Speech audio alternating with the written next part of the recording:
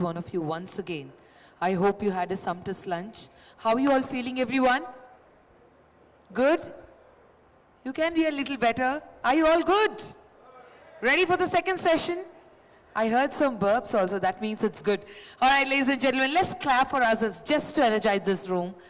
Get ready for the second session.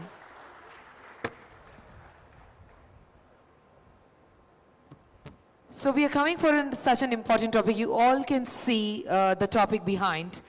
So Triple P is public-private partnership. You all know more than what I know. Harnessing private capital towards public goods refers to strategies that use investment from private sectors and actors like businesses, investors, philanthropists and individuals to fund projects that create broad social or environmental benefits. Ladies and gentlemen, such as clean air, public health, infrastructure, education, climate resilience and innovation. For taking up this initiative as a part of 2047 vision, let's clap around everyone. To do the honors, it's my absolute pleasure to invite our Deputy Chief Minister. Give a big round of applause as I take pride in welcoming Shri Mallu Bhatti Vikramaditya Garu with a huge round of applause. Minister of Finance, Planning and Environment of Telangana. Let's give a resounding applause for the man behind the visionary.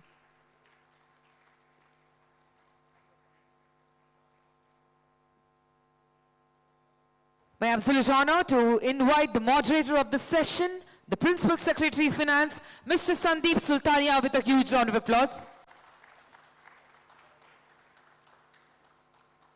And now we have our four esteemed panelists and speakers for this session. Calling upon the Country Director, Asian Development Bank, Ms. Mio Oka, with a huge round of applause.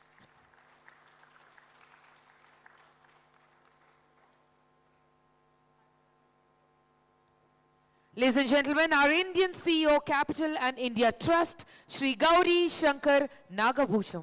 Gattiga chappatalto. Let's welcome him.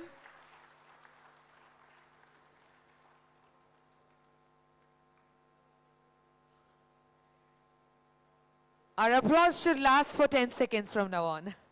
Just kidding. Moving ahead, the Managing Director, Blackstone Real Estate India, Shri Mohit Arora, with a huge round of applause. Last but not the least, calling upon the Investment Officer, PPP Advisor, Internation Finance Corporation. Give a big round of applause for Mr. Harsha. Oh, sorry, Miss Harsha. Huge round of applause.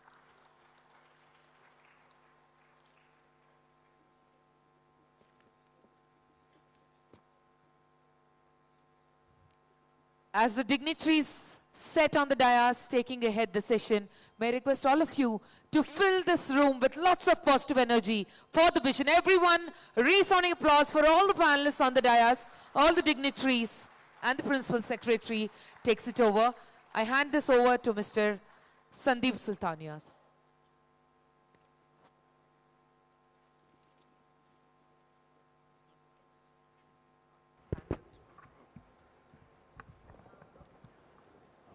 Good afternoon, everyone. I welcome first of all Honorable Deputy Chief Minister, Sri Mallu Bhatti Vikramarka, Honorable Deputy CM and Minister for Finance, Planning and Energy, Government of Telangana. For this very, very important panel discussion as a part of our summit, Telangana Rising Global Summit 2047. We have a very distinguished panelist which are comprising from all the important fields of finance in the country and at the global level.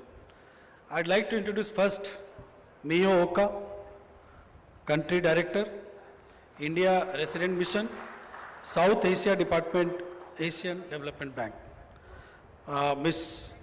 Olo joined the Asian Development Bank in 2005 and has the experience of more than 20 years in public financing. I'd like to introduce Mr. Mohit Arora, who is Managing Director in the Real Estate Group, and he is based at Mumbai. He has joined Blackstone in 2013 and is involved in various investments in India, including India Bulls, Salarpuria, office portfolio, Punch Steel Office Parks. He's an MBA from Indian Institute of Management, Bangalore. I'd again like to introduce Harsa Khoopchandani. She is from International Finance Corporation.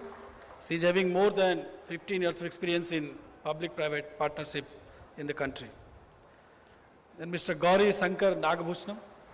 He is CEO of Capital India Trust. This is the Asia's first and largest India-focused real estate business trust. He has come all the way from Singapore to attend Telangana Rising Summit. We are thankful to all the panelists to accept our invitation. And I'm sure with today's interaction which we are going to have with them is going to help us in mobilizing finances for building Telangana Rising 2047. Thank you very much. Now we'll start the panel discussion, sir.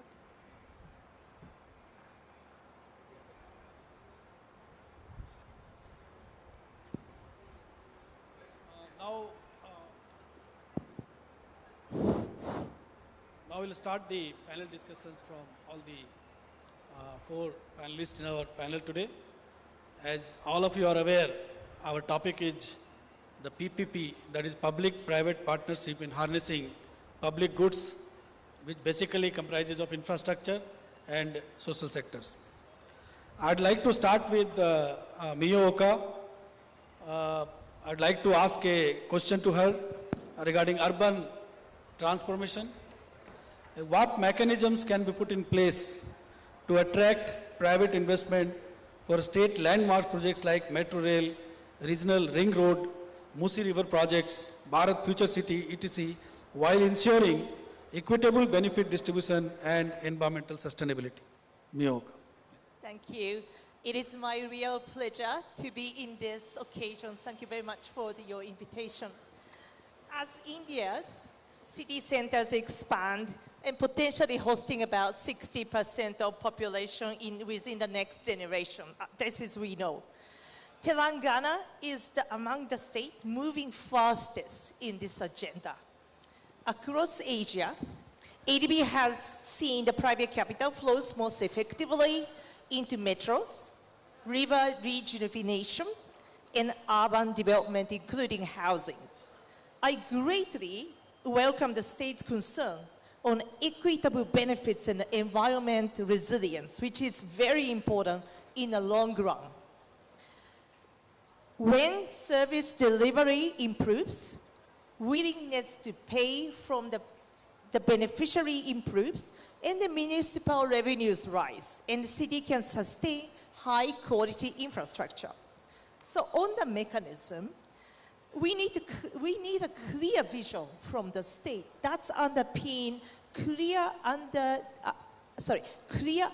urban development vision underpinned by the economic analysis. We don't need a collection of wishful projects. Investors respond to clarity and predictability. Telangana can further strengthen confidence through transparent urban plan with clear KPIs, predictable payment mechanisms. This will reduce uncertainty and lower capital costs. It's important. And also, second is really the basis for everything is a reliant service delivery. Strong service delivery lead willingness to pay, strengthen municipal revenue, and makes benefits more equitable over time. Of course, during the construction of assets, we urge the state to engage local constructor so that we can have more employment generated within the state. And also, of course, a clear regulation on the fair resettlement, community consultation, reliable grievance mechanism ensure the growth among those projects. And the third, but not the least, is to embed environment sustainability in the project. Climate resilient design, renewable energy integration, nature-based solution, reduce, in the end, the life cycle cost and make urban assets more resilient. And strong ESG performance and credible sustainability rating further enhance investor confidence as long-term institutional investors seeking demonstrate measurable environment social outcomes. So together with those mechanisms, ensure that Telangana state attract more capital while building a growth model that is fair, resilient, and sustainable. Thank you. Thank you, Oka. Actually, we wanted to start the tone, and I think the first question you have answered very well. You spoke about clear vision, then you spoke about environmental sustainability, and together with all these important components, Telangana can access large amount of finance. Before we move to the second question, I'll request the Honorable Deputy Chief Minister for Finance, Planning, Energy to give his initial remarks so that we can move into the panel discussion more meaningfully. Thank you, sir. Yes.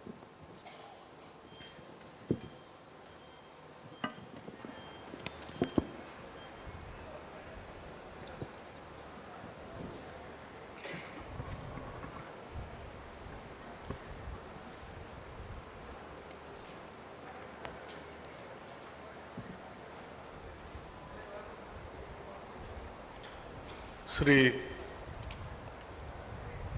Sandeep Kumar Sultania Garu, moderator of the today's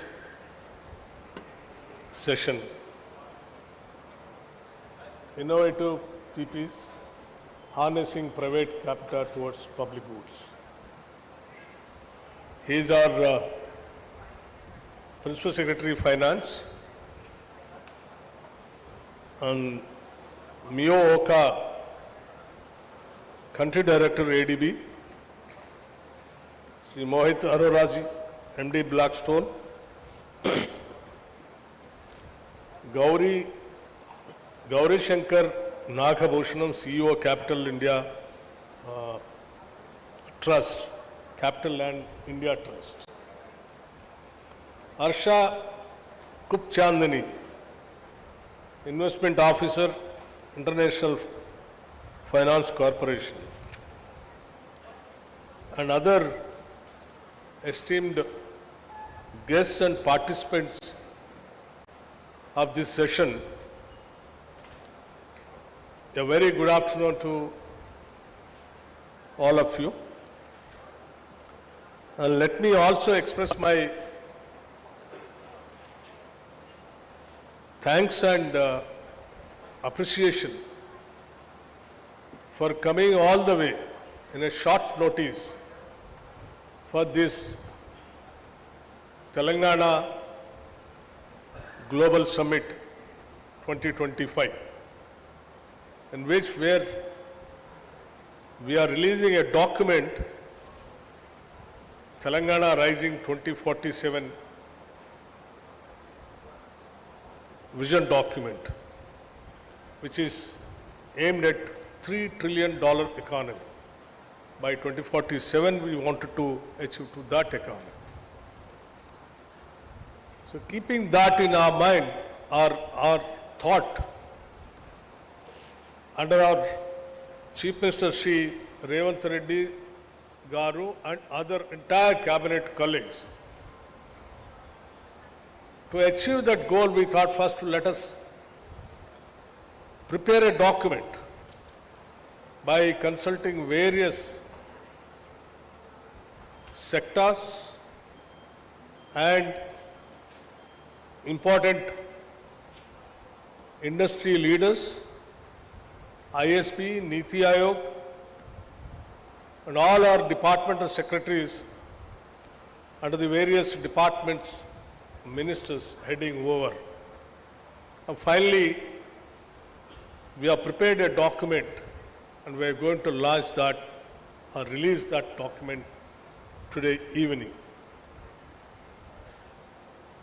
In this session, we have extended our invitation to all of the industry leaders, not only in this country, to the whole world also. Many of the countries, nearly about 6 continents, people have participated and they are giving their valuable ideas and suggestions also. In the process, in this entire summit, Simultaneously, we are conducting nearing about 28 sessions like this to take their valuable suggestions and ideas for the growth of our state and our vision. Thank you very much for once again for coming all the way. Let me begin with a story close to our hearts. 2 decades ago, Hyderabad skies promise, but Outer Ring Road, a visionary PPP, annuity model that private partners built in record time, easing congestion for millions and parking economic corridors that now pulse with pharma giants and tech hubs.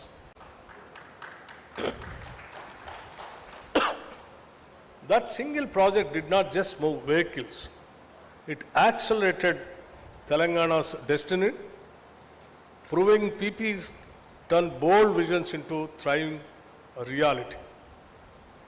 At this Telangana Rising Summit, as we unveil Vision 2047's roadmap to a $3 trillion economy, the truth is stark. Our US dollar 200 billion GST and 37% investment rate yield 70 or 75 US dollars billion yearly. Yet, a 30 billion gap looms today, expanding relentlessly. PPs are the engines for core urban,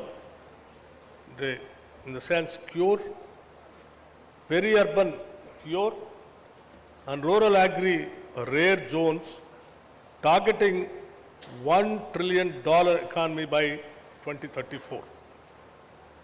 Unleashing private capital for metros, solar parks, and skill hubs while freeing public funds for human development and net zero ambitions.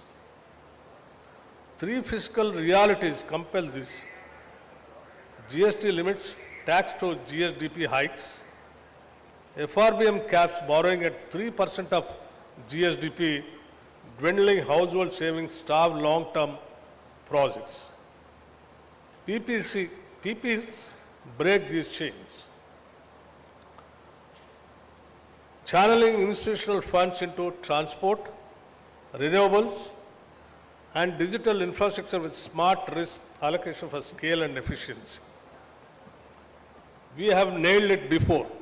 For example, Hyderabad International Airport's lasting concession with public oversight. Our Outer Ring Road, rapid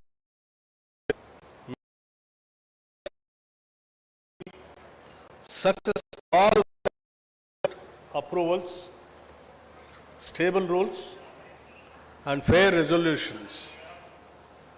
Global examples guide us. Chills $15 billion via standardized contracts.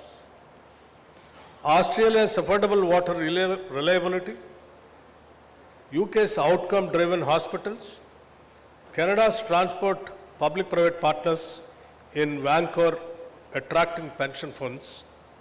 Vision 2047 envisages private capital playing a dominant role, with public-private partnerships contributing approximately 10 to 15% of total investment.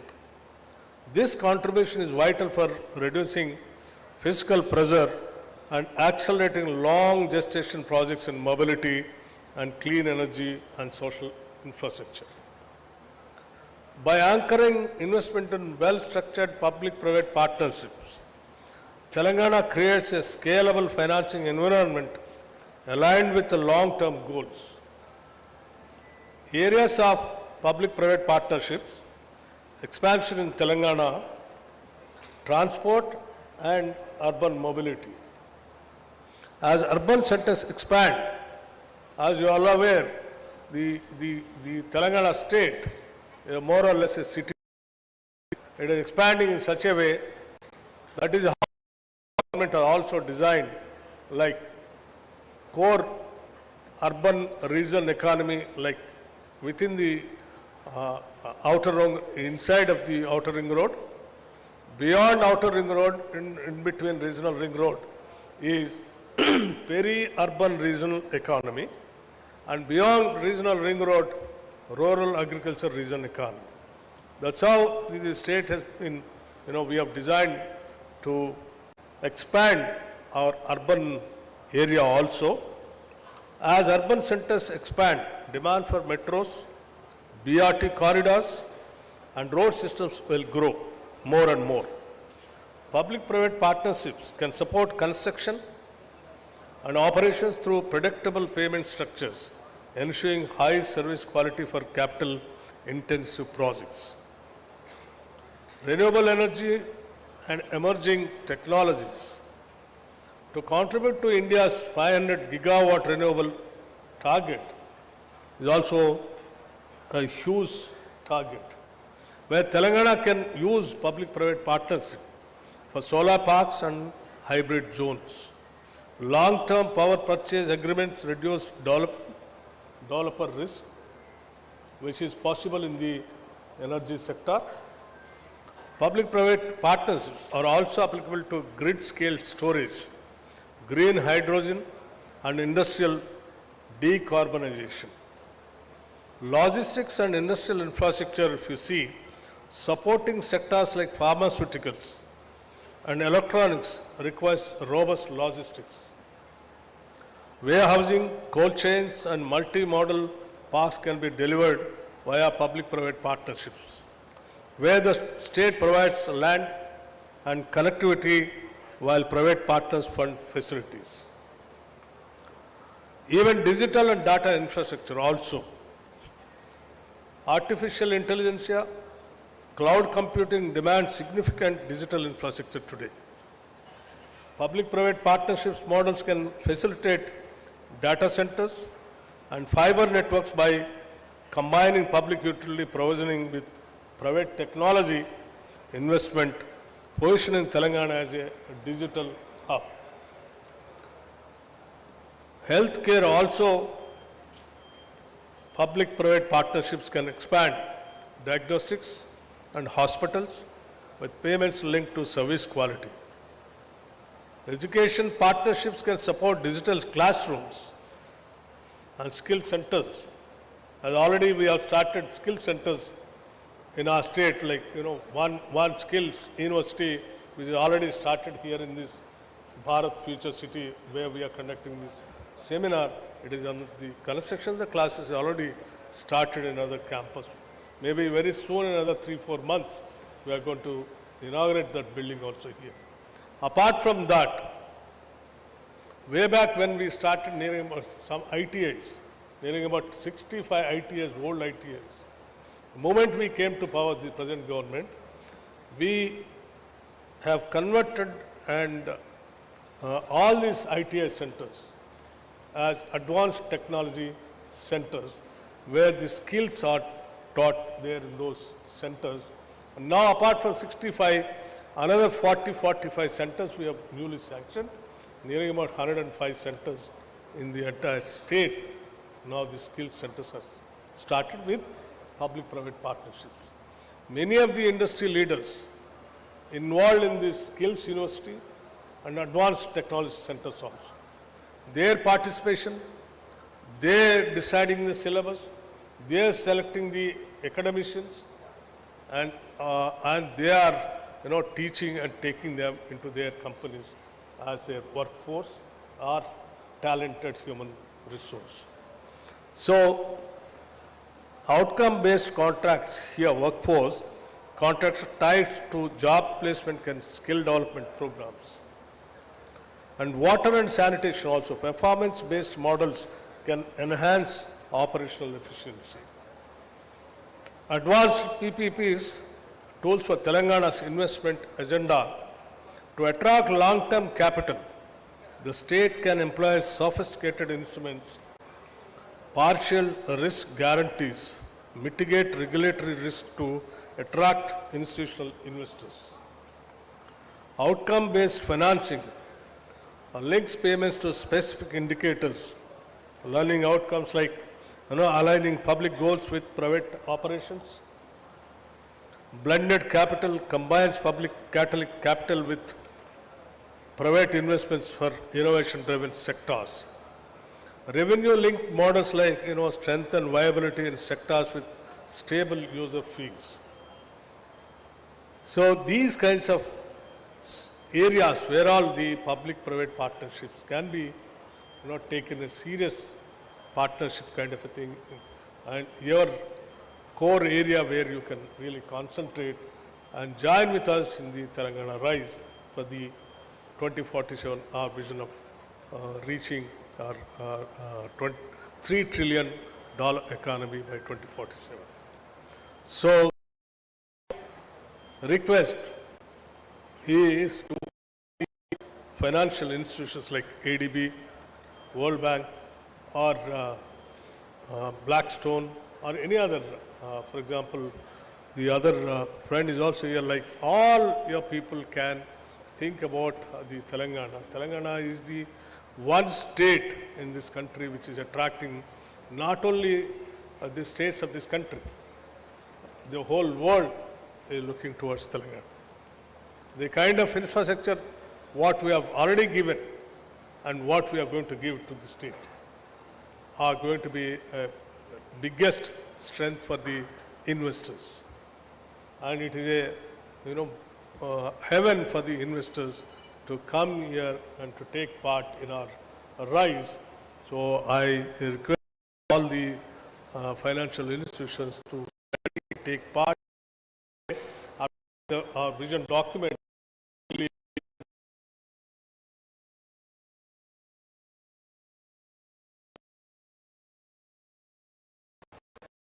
and Telangana's $3 trillion action demanding a substantial investment gap that public resources alone cannot cover this dream.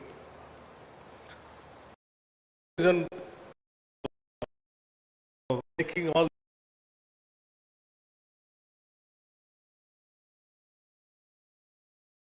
efficient solutions by maintaining physical production.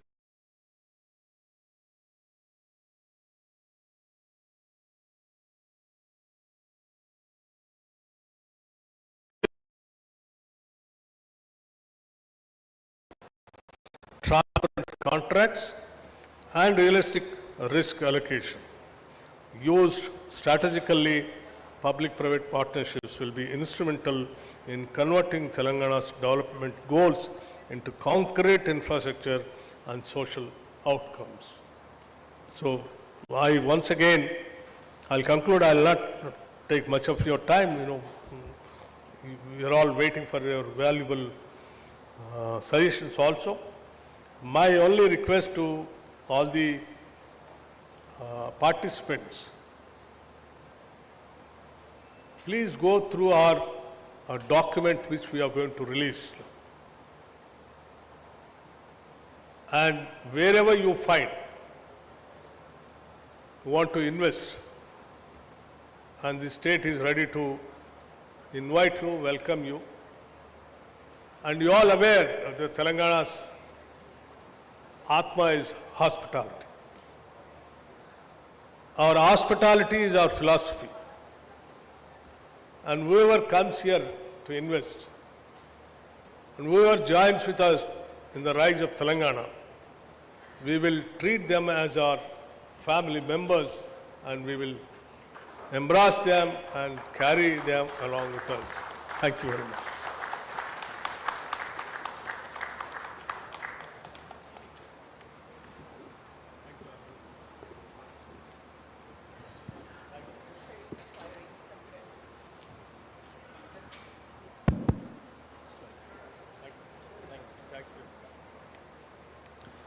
Thank you, sir.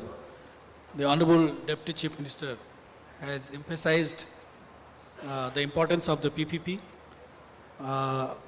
and the success which Telangana had in many of the important projects like ORR, Metro Rail, Skill University. So these are all very, very successful projects which Telangana has already executed before. And he has also emphasized upon the limitations of the state government in raising the finances. So that's where the importance of the public-private partnership becomes very, very important. Our Deputy CM has also emphasized that, as we have kept a target of $1 trillion by 2034 and $3 trillion by 2047. So our investment rate, which is at present the 37%, has to go to 50%. So for that, we require more funding for accelerated development, accelerated growth rate. So so our Honorable Deputy CM has made it very, very clear in the beginning itself as to why we are pitching for public-private partnership. And our experience in the past, basically, we are trying to convey that our state is very, very ready and poised for this kind of investment. Our Deputy CM has also said that today evening, our Telangana vision document is going to be released, and all the participants are requested to go through it, and wherever there is a possibility of investment and doing something more concrete technologically, I think the state will be welcoming all of you. With this, we will move to the next part of the question. I'll ask Harsa Khubchandani, that is for future ready infrastructure. With plans for logistic parks, industrial corridors, and increased energy needs, how can PPPs be leveraged to build and finance future ready infrastructure that is resilient to climate change and driven by frontier technology moving beyond conventional projects? Harsa. So, thank you for having me here. I think future ready means many things, and you rightfully pointed out. One is resilience to climate change, resilience to natural disasters, and the other is being prepared for technology upgradations. So we'll take the climate change first. I think it is a reality now that our temperatures are rising, climate patterns are changing, and when you are doing the due diligence and project preparation for logistics projects, for warehouses, for industrial corridors, you have to consider that the average temperature of the last 10 years is not going to be the temperature in the future. It is going to be much higher temperature, chances of flood might be higher, all those things need to go into your design of your project. So you have to be prepared for higher temperatures, you need to prepare your drainage design accordingly, you need to prepare your cold chain accordingly, you need to prepare the warehouse design in such a way that the temperature, when it is very high, also your products are fine. Same for industrial corridors, the road might crack at very high temperatures. These are all small examples of how the climate change is affecting our projects today. It means that the maintenance cost is higher for such projects. It means that the developer who took the risk of those projects before is now not making the profits that he thought he would. So all of these things need to be incorporated in the project stage, in the project design stage, and all projects that the government of Telangana is now considering on a PPP basis should take up a climate change assessment as part of the technical due diligence part. The other now is the technology readiness of our projects. Now, this is something that cannot be predicted today for a 30-year project. Chances are that for the next 10 years, you might still be able to predict technology, but beyond that, it is very difficult to. This requires your contracts to be flexible. It requires that the parties approach projects in the spirit of a partnership and not that, oh, technology is changed, you have to push the developer. The technology also has a cost. So some flexibility and some understanding and consultation between parties is required at such stage, and the contract, the PPP contract, has to be designed to accommodate the excessive cost from better technology which might need to come in.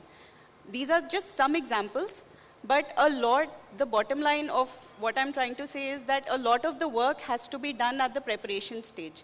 Please prepare projects carefully, take the time for the due diligence, and then when you bring them to the market, the industry prefers certainty around projects and well-prepared projects. Thank you, Harsa. I think you have touched the moot point of this climate, readiness, where it's very, very important that when we prepare the plan, or prepare the DPR, it is very important that we keep the climate readiness in mind and future rising temperature in mind. And she also spoke about technology, readiness. As we all know, the technology is moving very, very fast, and the technology which is today may not be there after 10 years. It may be something else. So flexibility in the plan is also very, very important when we do the PPP, so that investor is very, very confident about it. So thank you, Harsha. And I will move to the next question. I request Mr. Gauri Sankar about green infrastructure. Given Telangana's focus on green energy, what innovative PPP models can be used to attract private capital for large-scale renewable energy projects and sustainable public transport systems while ensuring a viable return on investment for partners? Honorable Deputy Chief Minister Garu, Shri Sandeep Garu, fellow panelists and dear delegates, chala santosham ivala participate chese dantlo in this great event that is being organized at such a short notice. On the specific question of what models can be adopted, I think it's fairly simple. I mean, PPP projects evolved because these are largely very, very long-term projects. Some of them take 20, 30 years. Financial viability is quite challenging, and that's the reason why it was felt that a public and a private enterprise should jointly solve for it. Otherwise, each entity on its own would find it challenging. So in the most important question of green energy and more sustainability linked infrastructure, the models, even before we get into the models, I think the critical aspect that one has to address is how is the risk being quantified and how is the risk being mitigated. Because for any project to be deemed attractive for private capital, it has to be first bankable. For projects to be bankable, as all of us know, andaru home loans teesuntaru, it's you know how banks do their diligence and know what are all the questions they ask. So any project should first qualify the bankability aspect of it, and that means the risks have to be quite clearly quantified and the risks have to be quite clearly mitigated. That is the first step in the process of making any PPP project viable in that front. And the second thing is, Hyderabad and the state of Telangana is at the forefront of technology. Today, if you see where, as the Honorable Deputy Chief Minister was mentioning, Hyderabad has leapfrogged into the, becoming a technology and innovation center. And, irrespective of who has, been, coming to look into India, they all want to end up a large part of their share of investments and a large part of people coming and setting up shop end up being in Hyderabad because it is a technology center. And in terms of for green energy per se, because this is something which is absolutely critical for any industry that you're operating in, whether you are in the hardcore renewable space for its own sake, or if you are in the IT space, or you are in data centers, or you are in any other logistics or transportation, how you power it through green energy is becoming very critical. To fund these projects, therefore, these long-term projects, in addition to risk mitigation, some form of blended financing can be looked into. Wherein you have capital, you have different tiered capital. Private capital should be taking the larger portion of the risk. There are public funds that should be taking, a lesser portion of the risk. For instance, you could come up with public financing of, let's say, for every 100 rupees that public puts in, private capital has to put in 900 rupees, and the 1,000 rupees goes into implementation of a project. And the risk and rewards can be, linked in the manner that who takes the bigger risk gets a bigger reward and who takes the lesser risk get the lesser reward. This sort of gives us more comfort that for private capital that there is someone else, the local communities through the government and through the public are actually underwriting the risks of the project and are serious about the execution and the completion of the project. So that is one community-based private partnership model, which I think can be seriously looked into. The other part is because this lends itself into sustainability, green energy. Sustainability linked loans, this has to be sort of, definitely be made part of the project. And the project also has to be broken up into enough pieces. The one other challenge we typically have in PPPs is that it's contractually very laborious. It's a long-term contract, and as Harsha was saying, you have many things change during the course of the contract, and usually this leads to a lot of wishful requirements sometimes coming up, and there is a long-term interest of the private capital and the government, but the contracts who are working on are interested in the short-term nature of their execution. So you need to have mechanisms wherein both of these can be bridged together, and sustainability linked loans which are measurable kind of ensures that there is incentive and there is cost optimization. Three,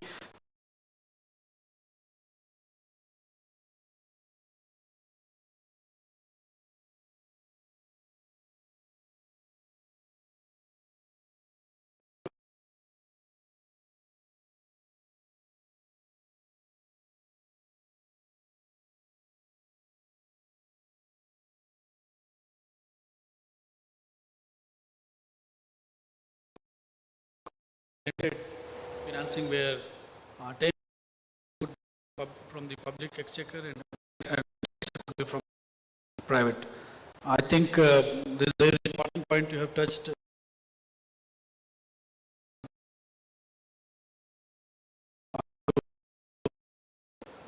Arora Garu. Telangana is reportedly exploring property monetization to bridge resources. What are the best practices for using PPP area to maximize returns for the state while maintaining public trust and avoiding speculative bubbles? Thank you. Honorable CM Sir and Mr. Sandeep, thank you for having us. Thank you to the entire audience for joining us here. Sir, you pointed out rightfully that the triple P model is not essentially about maximizing the economic value. It has to be balanced with the social impact and how do you maximize the value for the general public. So that fine line that you have to tread, I think we have to be very, very mindful of where do you draw that line. And I think coming from a business community, I think we always think even from a PPP perspective as the way to do it most efficiently is just to see it as any other organization and streamline the entire decision making. Now, obviously, there are certain key components of every PPP model, and you can have a playbook around this and then customize this to a specific project. So to focus on some of the critical parts, right? What could be the reserve price for the land, right? Now, it's important to have the right assessment of the fair value. As a government, you obviously don't want to fire sale anything, but at the same time, you don't want to discourage private participation. It's easier to get anchored to where the last bidding happened and adjust it for inflation, but markets change, the systems change, the priorities change, and hence every time we are trying to do a PPP, it's important to do a fair assessment and have a thought process around what the base price is going to be for this. I think the second aspect of this is exactly how do you monetize this land bank. Now there are various models. You can do an upfront sale, you can do a long-term lease, or you can do a mix and match. Again, it depends upon which asset, which market, and what are the priorities. In some of the city center projects, probably the private capital would be keen to front load their entire capex, but in some of the peripheral locations where you want to encourage them to come to, you might need to give them concessions where the lot of capex is not front loaded, but essentially in terms of the lease payments, it's given over time. I think the third critical component of any ideal public-private partnership, I would say, is how do we ensure that the execution contract is watertight and there is no speculative bidding. So whether it's about the lockouts on further sale, whether it's about allocating a particular piece of land for affordable housing, or some of those, or standardizing the entire unit mix and pricing mix to ensure that everybody is aware of what the variables are and what are we playing around to create value or generate returns in this PPP. And I think from a government perspective, when you put all these three things together, you overlay this with how do you actually account for this. And from an accounting perspective, I would say again two critical bits. One would be to be very, very transparent about off-balance sheet liabilities in terms of any state guarantees that you are giving or any kind of subsidies that you are giving which are long-term in nature should definitely have a sunset clause and very, very transparently disclosed to the private party as well as to the public in general. And also from a revenue perspective, these are capital inflows. So not to confuse them with a recurring revenue expenditure and not plan your budgets around this. And effectively to keep improving this efficiency and to ensure that the best practices, probably it's not a bad idea to have a dedicated PPP a committee or a land monetization committee which effectively consists of technocrats who are maximizing value for the government and public as well. Like from our perspective, we would say that government is an entity which public is a shareholder. So you set up that committee who works for the government, who works for the shareholders of the government to maximize the value.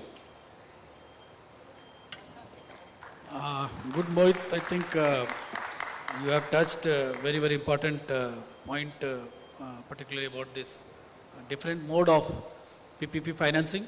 You spoke about, when we talk about land monetization, you spoke about outright sale, you spoke about lease model, and it depends on, the investor whether he wants to offload the, front load the capex, or if he is not interested in front loading the capex.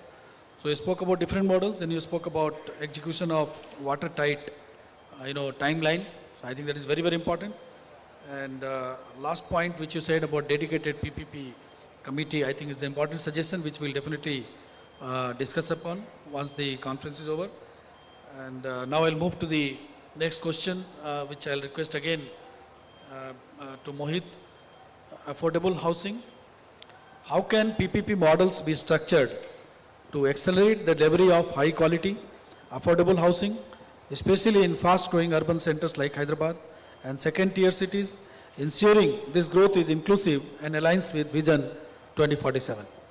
Sure, sir. Sir, as Blackstone, affordable housing is very close to our heart. We do this in big way in some of the urban centers, including New York and London. Again, I think it's very critical, as you rightly pointed out, with a lot of immigration happening into some of these commercial centers and land prices and house prices going up.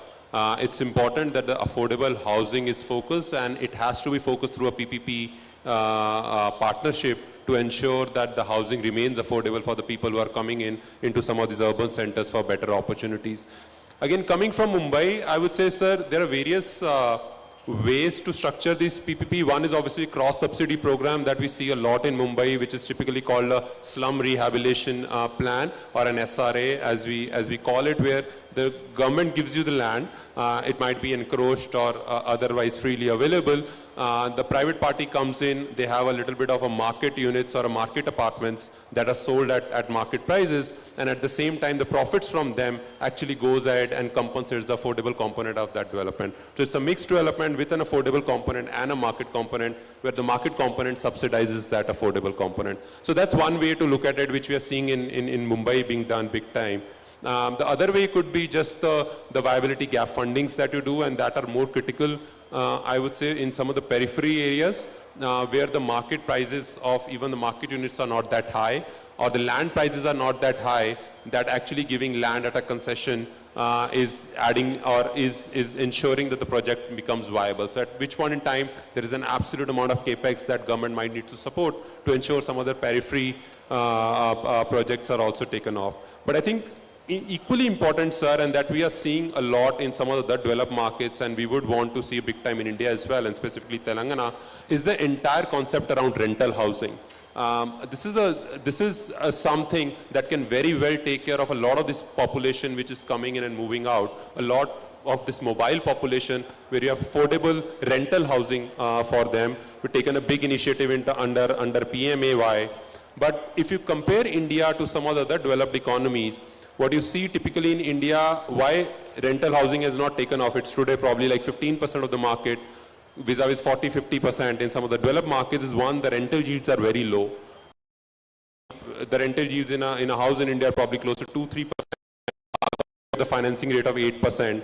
vis-a-vis some of the markets like US and Europe, where the rental yields are close to 6 and the cost of financing is 5, right? So the delta where a lot of private parties are not able to come and actually support affordable housing. And despite these positive yields, a lot of government, like in US, sir, if you're building an affordable housing, you actually get construction cost linked tax credits. So essentially, if you're spending $100, you get that $100 back as tax incentives, which you can monetize over the next 10, 15 years. And what these developers do is actually discount that cash flow upfront and secure capital from the private equity guys and reduce their overall cost, right? In some other countries in Europe, including Germany, they essentially give 60% of the cost of construction as loans, which are at very marginal rates. They are backloaded in terms of principal repayment, and actually if you deliver ahead of the milestone, they waive off a part of the principal. So some of those concessionary terms and support from the government have led to affordable housing being a big proportion of overall housing in some of the developed markets, and we would want to see a lot of that coming in India and specifically in Telangana. Again, like any other private partnership and more so in affordable, I think the margins will be very, very thin. So it's important to ensure that in terms of the timelines and the cost, it's run very, very efficiently. So from government perspective, in the giving up the land, ensuring there are probably pre-approved building plans, standardized units, standardized prices, right? And a lot of clarity in around what is going to happen in terms of the policy initiatives over the next 3 to 5 years, I think will give a lot of confidence to the private parties to actually come up and share a little bit of this burden around the affordable housing. I think what Mohit just raised about this rehabilitation plan, I think the Mumbai has a great example of Dharavi slum rehabilitation. So I think that's a good idea. Then you spoke about this viability gap funding.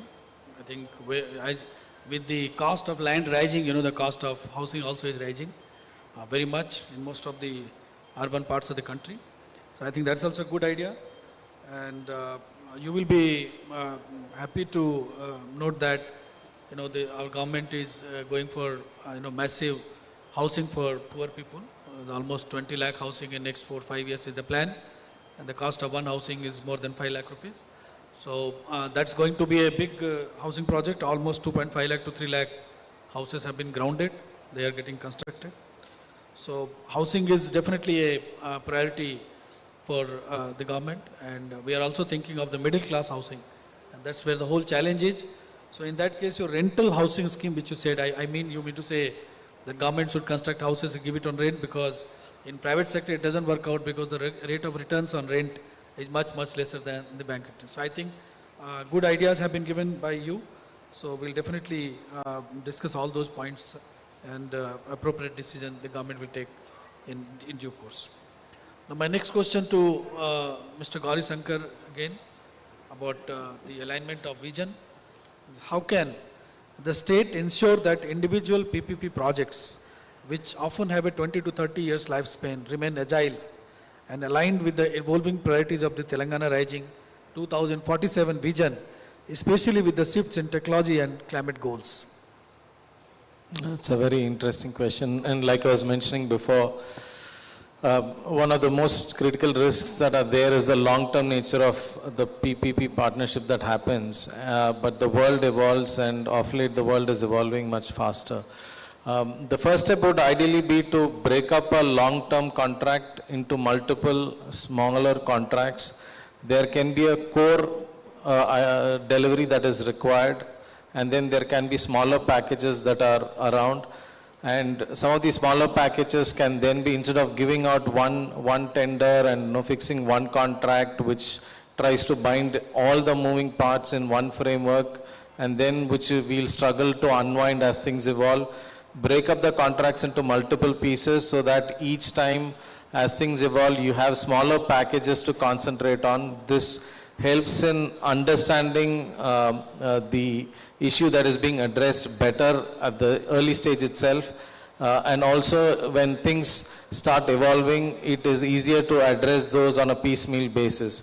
And because it will be in multiple packages, you could involve multiple partners for each of these packages, which means that you are having better oversight and more participation into these contracts, and it gets vetted. The more diligence get done by multiple parties, the more risk assessment happens, and the more things that can go wrong and that can be done better is coming out in the upfront itself.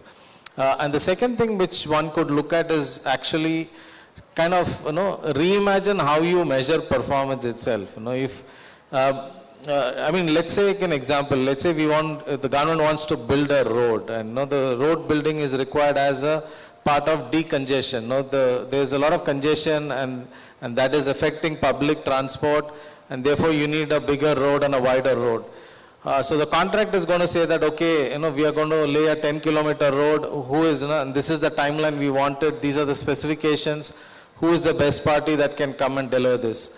Could we relook at it in a different manner as a performance-based, which is, I know it is simplistic, maybe difficult, but just for an example, instead of saying a 10-kilometer road, can the government say that I want a partner who is going to deliver me a solution of making people reach from point A to point B in 15 minutes.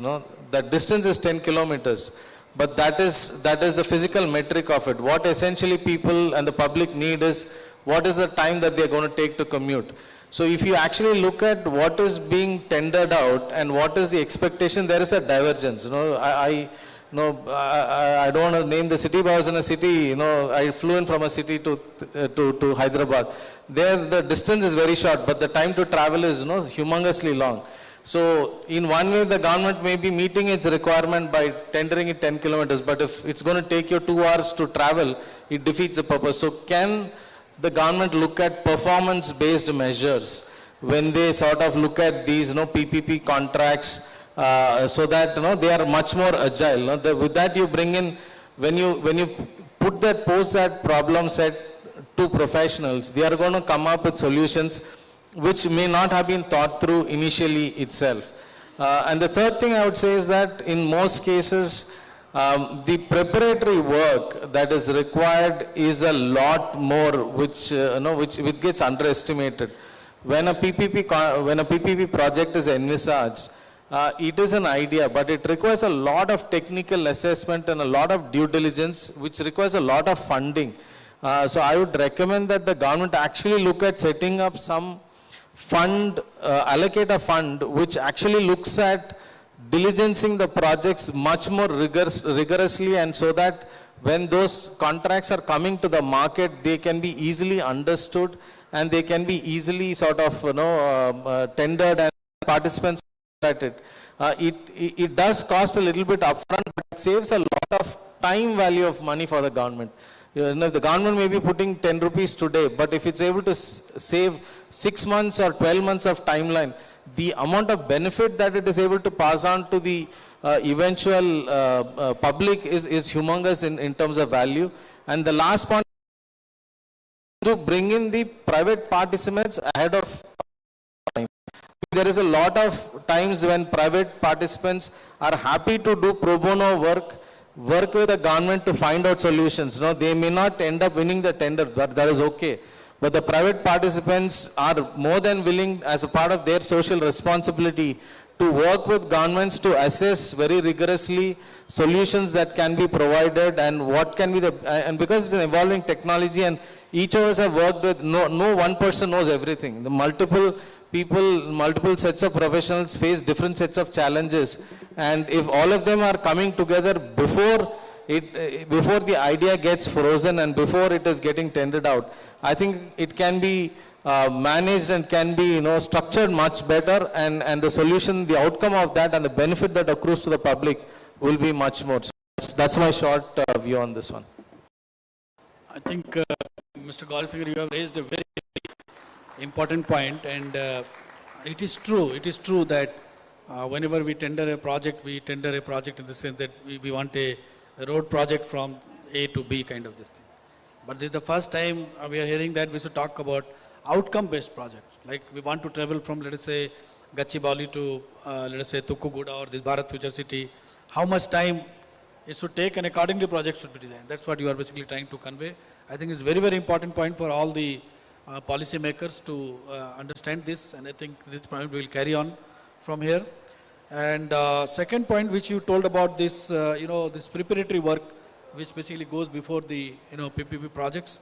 So you were basically suggesting some funds to be earmarked for this purpose, so that the many of the agencies can use the fund and go for an effective solution for the problems being faced by the government. And that's what are the 2 points which you raised.